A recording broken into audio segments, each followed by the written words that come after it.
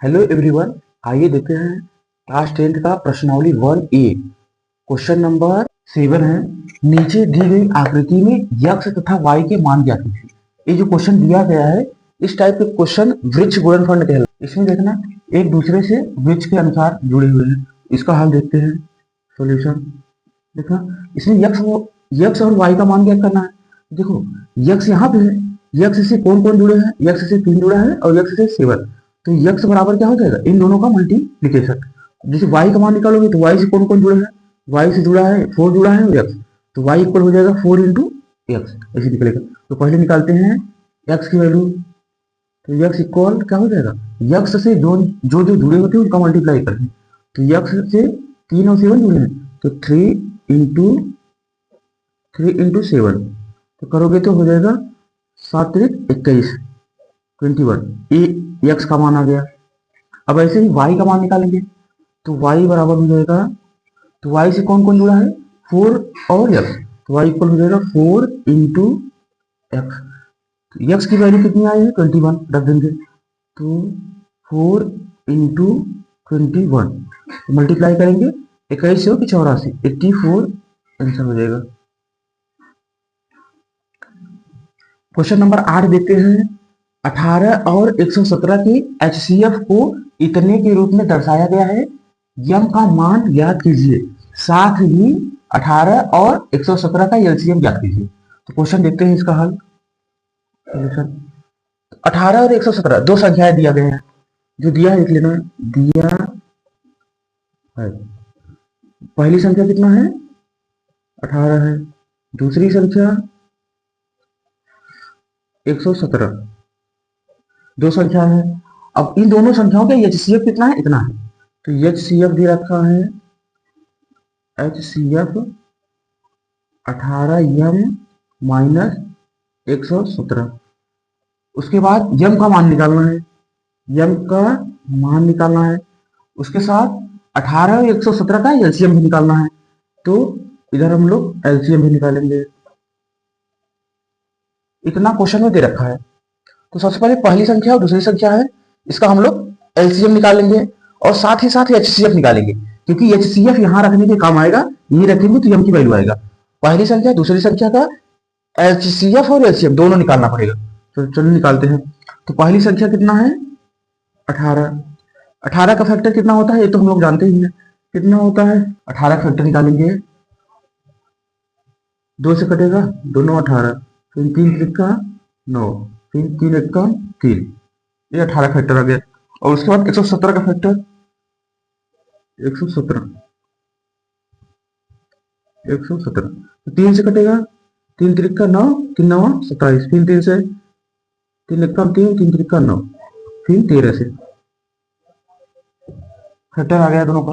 तो 18 का फैक्टर आया है 2 इंटू 3 इंटू 3। 117 का फैक्टर 3 इंटू 3 इंटू 13 ना। अब इसका हम लोग एचसीएफ एलसीएम निकालेंगे। तो एचसीएफ के लिए क्या होता है, जो ऊपर नीचे दोनों में कॉमन होता है। तो देखना 3 यहाँ भी है 3 यहाँ भी है, कॉमन दिख रहा है, 3 ले लेंगे। उसके बाद दूसरा 3 यहाँ है, दूसरा 3 यहाँ है नीचे, इसको भी कॉमन ले लेंगे। और देखो 2 ऊपर है नीचे नहीं है, तो इसलिए नहीं लेंगे। 13 यहाँ है ऊपर कहीं नहीं है, इसको नहीं लेंगे। मल्टीप्लाई करेंगे 3 त्रिक का 9, एचसीएफ 9 आ गया। अब निकालेंगे एलसीएम। एलसीएम एलसीएम में क्या होता है, सबसे छोटी संख्या देते हैं। तो सबसे छोटी संख्या कौन सा है 2, एक बार यहाँ पे है और कहीं नहीं है, तो लिख लेंगे 2। उससे बड़ी संख्या 3, 3 देखना यहाँ भी है 2 बार और यहाँ भी 2 बार, तो चाहे इसको लिख लो चाहे इसको, 3 इंटू 3। इससे बड़ी संख्या 13 है, 13 को लिख लेंगे। मल्टीप्लाई करेंगे, इसका मल्टीप्लाई करेंगे 2 कहीं 6 तरीक 18, 18 इंटू 13 234 आ गया। देखना एलसीएम भी पूछ रहा था, एलसीएम भी याद करना है। तो एक आंसर तो यहाँ पे आ गया, एलसीएम हमने निकाल लिया है। अब दूसरी चीज क्या निकालना है, यम का मान। देखो यम का मान निकालना है, तो जो एचसीएफ आया है एचसीएफ को यहाँ रख देंगे तो यम का मान आ जाएगा। तो यहाँ देखो क्या दिया है, एचसीएफ बराबर दे रखा है, अपना रफ कार्य है। एचसीएफ कितना दिया है 18 यम माइनस 117। तो एच सी एफ कितना आया था? एच सी एफ आया था 9, यहाँ पे 9 रख देंगे। एच सी एफ किस तरह में 9 और 18m माइनस 117। 117 को इस तरफ लेके आएंगे तो प्लस हो जाएगा, तो हो जाएगा तो 9 प्लस 117 इक्वल 18m। अब देखो 117 और 3 20 और 6 26, तो 18m किसके बराबर हो जाएगा? 126 के बराबर हो जाएगा। 18 एकम 18, 18 सत्ते 126, तो यम की वैल्यू कितनी आ गई? 7 आ गई। ये हो गया आंसर। क्वेश्चन नंबर 8 एक बार और देख लेना। 18 और 117 की एचसीएफ इतना दे रखा है, उसके बाद क्या निकालना है? यम का मान निकालना है और साथ ही साथ 18 और 117 का एलसीएम निकालना है। तो पहली संख्या दिया है, दूसरी संख्या, जो एचसीएफ दिया है यहाँ पे दो संख्या होगी, उसको हमने लिख लिया। यम का वैल्यू निकालना है और एलसीएम निकालना है। देखो सबसे पहले दोनों संख्याओं का एचसीएफ भी निकाल लो, एलसीएम। क्यों? क्योंकि एचसीएफ यहाँ रखेंगे और एलसीएम तो पूछा ही है। तो देखो दोनों 18 का फैक्टर किया 2 इंटू 3 इंटू 3, 117 का 3 इंटू 3 इंटू 13, तो एचसीएफ कितना आ गया? देखो ऊपर भी 3 है, बाहर ले लिया, यहाँ भी 3 है, बाहर ले लिया, 3 त्रिका 9। एलसीएम में क्या होता है? सबसे बड़ी सबसे छोटी संख्या से शुरू करते हैं। 2 है, 2 ले लिया, उसके बाद 3 2 बार है, यहाँ भी 2 बार है, चाहे जो लिख लो, 3 इंटू 3, उसके बाद 13 है, 13 लिख दिया, मल्टीप्लाई करेंगे 234 आ गया। एचसीएफ एलसीएम आ गया। एक आंसर तो अपना यहाँ पे, एक आंसर यहाँ पे आ गया क्योंकि एलसीएम पूछा है। अब दूसरा क्या निकालेंगे? यम का मान। अब देखो जो दिया था ना, एच सी एफ दिया था 18m माइनस 117, तो एच सी एफ बराबर 18m माइनस 117। यहाँ पे एच सी एफ कितना आया है वो रखेंगे। देखो एच सी एफ हमारा कितना आया था? एच सी एफ 9 आया था, तो एच सी एफ के साथ 9 रख देंगे और इसको सेम ऐसे रहने देंगे। अब देखो 117 को इधर लेके आओ तो 9 ऐसे रहेगा, इधर आएगा तो प्लस हो जाएगा 117, 18m ऐसे, यहाँ 18m हो जाएगा और 117 और 9 126 हो जाएगा। तो 18 कम 18, 18 सत्ते 126, तो यम का वैल्यू कितना आ गया? 7। यही हो गया आंसर। क्वेश्चन नंबर 8 हो गया। आइए देखते हैं क्वेश्चन नंबर 9। जांच कीजिए कि क्या किसी प्राकृत संख्या n के लिए संख्या 6 की पावर n अंक 0 पर समाप्त हो सकती है। यानी हम लोग चेक करेंगे कि जो 6 की पावर n है ये 0 पे समाप्त होगा कि नहीं। सबसे पहले देखते हैं इसका सॉल्यूशन। देखो कोई भी संख्या 0 पे समाप्त होगी कब? जैसे देखो 10 है, 10 कब 0 पे समाप्त हो रहा है, यानी इसका फैक्टर देखो 2 इंटू 5 आ रहा है। ऐसे 20 देखो, 20 भी 0 पे समाप्त हो रहा है, इसका फैक्टर देखो 2 इंटू 2 इंटू 5। ऐसे कोई भी संख्या देख लेना, 50 देख लो, 50 ये भी 0 पे समाप्त हो रहा है, इसका फैक्टर देखो 2 इंटू 5 इंटू 5। इसे देखो 100 कितना हो जाएगा? 2 इंटू 2 इंटू 5 इंटू 5।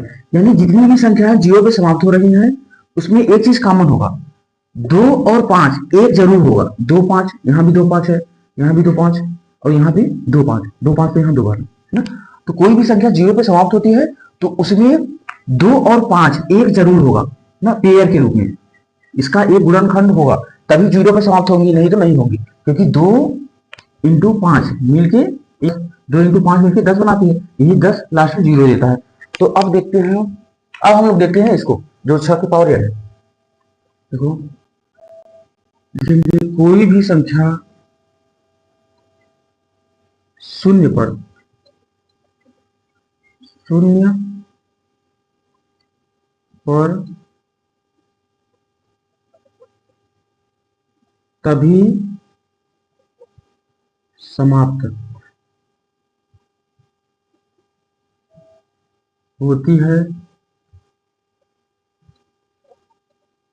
जब उसके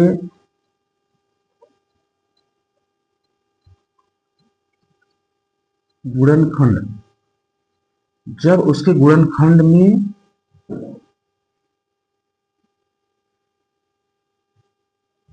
दो और 5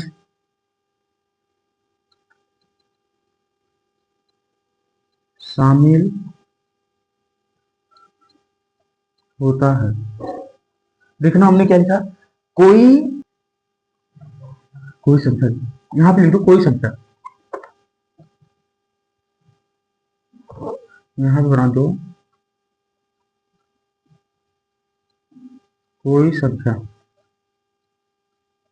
देखो, कोई संख्या शून्य पर तभी समाप्त होती है जब उसके गुणनखंड में 2 और 5 शामिल होता है।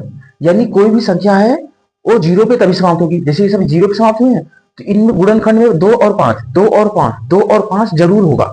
2 और 5 होगा तभी शून्य पर समाप्त होगी। अब आइए देखते हैं जो संख्या दिया है, संख्या क्या दिया है, 6 की पावर n। इसका गुणनखंड करेंगे तो 6 का गुणनखंड क्या हो जाएगा, 2 इंटू 3 हो जाएगा, और पावर में n है, n लगे रहेंगे।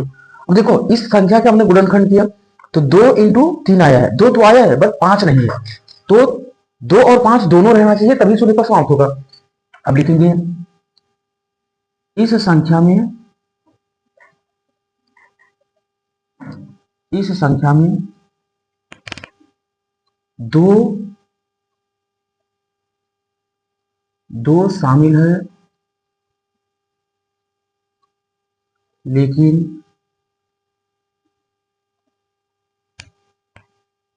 5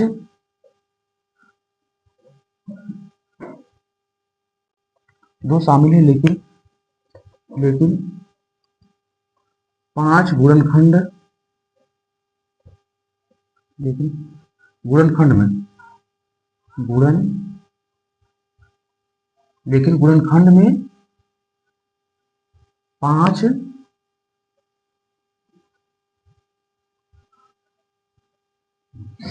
शामिल नहीं है। अतः अतः अतः अतः 6 की पावर n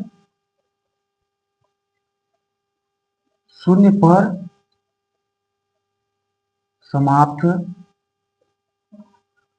नहीं होगा। ये हमने प्रूव कर दिया, ये प्रूव हो गया।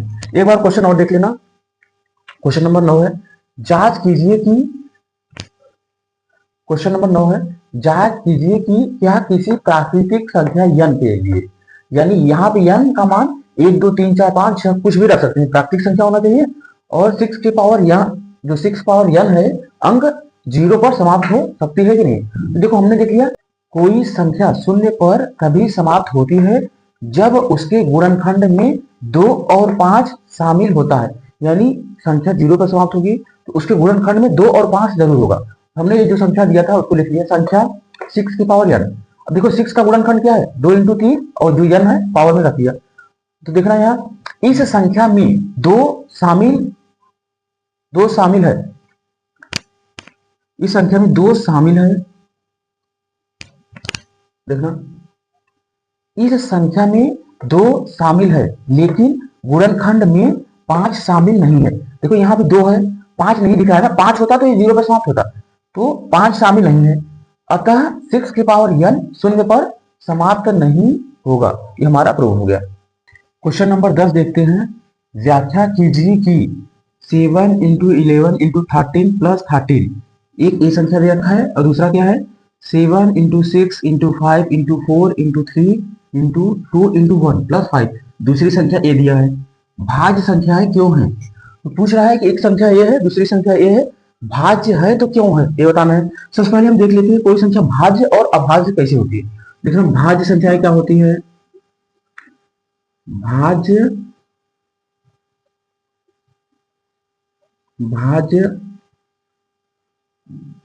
संख्या, देखना भाज्य संख्या, भाज्य यानी विभाजित हो जाए, कोई भी संख्या भाज्य होगी उसके 2 से ज्यादा गुणनखंड होंगे या फिर 2 से ज्यादा संख्याओं से कटेगी। जैसे देखना 4 हो गया, 6, उसके बाद 8, 9, 10, 12, ऐसे ही ये सभी भाज्य संख्या है। क्यों है, क्योंकि 2 से ज्यादा संख्याओं से कटती है। देखो 4 किससे कटेगा, 4 एक तो 1 से कटेगा, उसके बाद 2 से कटेगा, उसके बाद 4 से कटेगा। देखो 2 से ज्यादा होगी नहीं, और इसे 6 भी किससे कटेगा, एक तो 1 से कटेगा और 2 से कटेगा, उसके बाद 3 से कटेगा, उसके बाद 6 से कटेगा। 2 से ज्यादा संख्याओं से कटती है तो भाज्य संख्या होती है भाज्य संख्या, या फिर कह लो 2 से ज्यादा गुणनखंड हो, ये तो भाज्य संख्या हो गई। अब देखेंगे अभाज्य संख्या, अभाज्य संख्या। देखना अभाज्य संख्या में क्या होता है, यदि कोई संख्या एक और स्वयं से कटे तो वो होता है अभाज्य संख्या। ये क्या होता है, एक एवं स्वयं। जो संख्याएं एक से और स्वयं से कटती हैं अभाज्य होती है। जैसे देखो इसका एग्जांपल देखना हो तो क्या हो जाएगा, इसमें हो जाएगा 2 हो जाएगा, 3 हो जाएगा, उसके बाद 5, 7, 11, 13, ऐसे ही बहुत संख्याएं। ये सब संख्या अभाज्य संख्या है, क्योंकि देखो 2 कैसे कटेगा, एक तो 1 से कटेगा और दूसरा 2 से कटेगा। 3 कैसे कटेगा, एक तो 1 से कटेगा, दूसरा 3 से कटेगा। तो मतलब जो एक और स्वयं से करती है वो अभाज्य होती है। जो संख्याएं 2 से ज्यादा संख्याओं से कटे या फिर 2 से ज्यादा गुणनखंड हो वो भाज्य संख्या होती है। अब आते हैं क्वेश्चन होने, क्या करना है, इसको और इसको दो संख्याएं दिया है, इसको भाज्य से करना है। चलो देखते हैं इसका सॉल्यूशन। देखो जो पहली संख्या है उसको हमने लिख लिया, कितना है 7 इंटू 11 इंटू 13 प्लस 30, ये संख्या है। देखो इसमें देखो आसान बनाने के लिए हमने क्या किया, 13 यहाँ भी है, 13 यहाँ पे, 13 कॉमन कर लेंगे, 13 कॉमन कर लेंगे तो हो जाएगा 13 कॉमन करेंगे तो क्या बचा 7 इंटू 11 और प्लस में 1 बचा। देखना 30 नीचे रहने दो, 7 इंटू 11 77 हो गया, 77 और प्लस 1 क्या हो गया 13 इंटू ब्रैकेट हटेगा इंटू आ जाएगा, 77 में 1 जोड़ोगे कितना आ जाएगा 78। अब देखो यही भी रहने दो क्योंकि हमको भाज्य और अभाज्य से करना है। तो देखो ये वाली संख्या जो हमने इसको हल करते हुए कितना ले गया 13 इंटू 78 आ गया। अब देखो ये संख्या किससे कट रही है, ये वाली संख्या 1 से भी कटेगा, उसके बाद 13 से भी कटेगा, यहाँ 78 है तो 2 से भी कटेगा, और बहुत सारी संख्या होती है 2 से ज्यादा संख्याओं से कट रहा है, 1 से कट रहा है, 13 से कट रहा है, यहाँ है 78 तो 2 से भी कटेगा, यानी 2 से ज्यादा संख्याओं से कट रहा है। अभी अब ऐसे दूसरा देखते हैं, जो दूसरा क्वेश्चन था क्या था 7 into 6 into 5 into 4 into 3 into 2 into 1 plus में कितना है 5। देखो 5 यहाँ भी है, 5 यहाँ भी, तो कॉमन कर लेंगे, 5 कॉमन करेंगे तो हो जाएगा 5 बाहर आ गया, 7 6 4 क्योंकि 5 बाहर हो गया है, और 3 इंटू 2 इंटू 1 और 5 बाहर हो गया तो यहाँ ये बचा है करना। तो 7 6 42, 7 into 6 into 4 into 3 into 2 into 1 multiply करेंगे तो कितना आ जाएगा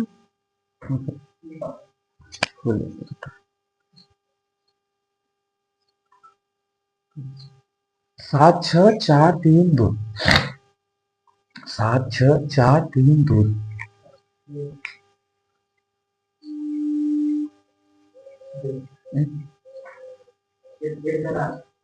1008 एक जोड़े अब तो मल्टीप्लाई करना 1008 1008 नहीं नहीं अच्छा जोड़े ना 7 6 4 3 2 1008 ना। 7 into 6 into 4 into 3 into 2 into 1 multiply करेंगे तो आ जाएगा 1008 आ जाएगा, 1008 प्लस में कितना है 1। अब देखो 5 1008 में 1 जोड़ेंगे तो कितना आ जाएगा, ब्रैकेट हटा दिया इंटू लग गया 1009 हो गया। अब देखना ए भी जो संख्या है ना किससे कटेगा, 1 से कटेगा, क्योंकि 1 से तो सभी संख्याएं कटती हैं, 1 से कटेगा, 5 से कटेगा, उसके बाद 1009 है तो 1009 से भी कट रहा है, यानी 2 से ज्यादा संख्याओं से कट रहा है। तो ए भी संख्या 2 से ज्यादा संख्याओं से कट रहा है, ए भी, तो क्या हो जाएगा दोनों संख्या भाज्य हो जाएगी। इसलिए दोनों संख्याएं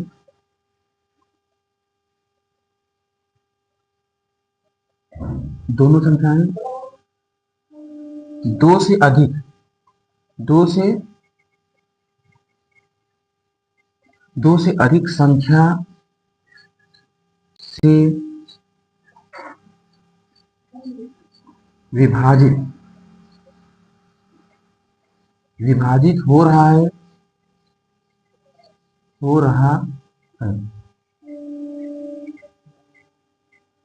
अतः दोनों संख्या 2 से अधिक संख्या से विभाजित हो रहा है, अतः ये दोनों क्या हो जाएंगी, अतः दोनों संख्याएं दोनों संख्याएं भाज्य संख्या है। ये हो गया प्रूव हो गया।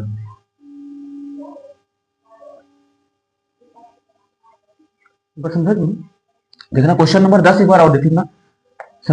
10 नंबर, व्याख्या कीजिए कि जो ए संख्या दिया है और ए संख्या भाज्य संख्याएं क्यों है।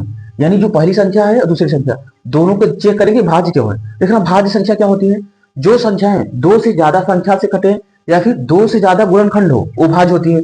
अभाज्य क्या होता है, जो एक और स्वयं से कटती है अभाज्य होता है। तो देखो जो संख्या पहला दिया है उसको हमने ले लिया 7 इंटू 11 इंटू 30 प्लस 30। देखो 30 यहाँ कॉमन कर लिए, क्या बचा 7 इंटू 11, 7 इंटू 11 यहाँ कुछ नहीं बचा है, एक बचा है। अब 7 यहाँ पे 30 है तो 7 इंटू 11 77 हो जाएगा और प्लस 1, तो 30 नीचे लिखेंगे, ब्रैकेट हटा रहे हैं तो इंटू लगेगा, 77 में एक जोड़ रहेगा 78, इतना आ गया। अब चाहो तो इसको मल्टीप्लाई भी कर सकते हो बट यहीं पे हमको पता चल जाएगा। अब देखना ये संख्या 1 से भी कटेगा क्योंकि 1 तो सबको काटता है, 13 से भी कटेगा, यहाँ 78 है तो 2 से भी कटेगा और बहुत संख्या से कट रहा है, तो दोनों संख्या ये तो हो गया, यानी ये संख्या 2 से अधिक संख्या से कट रहा है, पता चल गया। अब ऐसे इसको देखो दूसरी संख्या 7 इंटू 6 5 4 3 2 इंटू 1 प्लस 5। देखो 5 दोनों में कॉमन है, कॉमन कर लिया 7 into 6 into 4 into 3 into 2 into 1 plus 1 हो गया। अब देखा 5 नीचे लिख दिया तो 7 6 4 3 2 1 मल्टीप्लाई करेंगे तो 1008 आ जाएगा, प्लस 1 वैसे लिखेंगे 5 लिख दिया, 1008 प्लस 1 1009 हो गया। अब देखो ये भी संख्या है, एक तो सबको काटता है तो 1 से भी कटेगा, उसके बाद 5 से भी कटेगा, उसके बाद 1009 से, यानी देखो किससे किससे कटा, 1 से कटा, 5 से कटा और 1009 से कटा, यानी 2 से ज्यादा संख्या हो गई कि नहीं, 1 2 3 2 से ज्यादा संख्या कट गया। ऐसे ए भी किससे किससे कटा था, 1 से कटा, उसके बाद 13 से कटा, 2 से भी कटा और देखो 2 से ज्यादा संख्या हो गई, 1 2 3 2 से ज्यादा संख्या हो गई, तो यानी दोनों संख्याएं 2 से अधिक संख्या से विभाजित हो रही है, मतलब कट रही है। अतः दोनों संख्याएं भाज्य संख्या है, जब कोई भी संख्या 2 से अधिक से कट जाता है तो भाज्य हो जाता है। ये हमने